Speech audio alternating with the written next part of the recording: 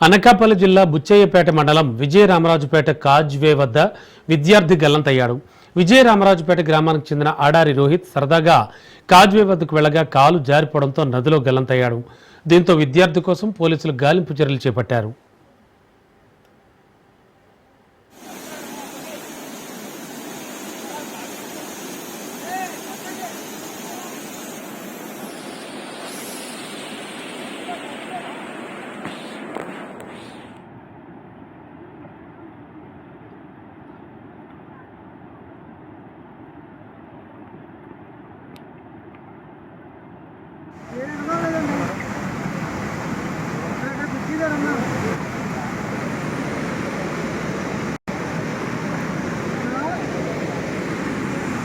వేరేటది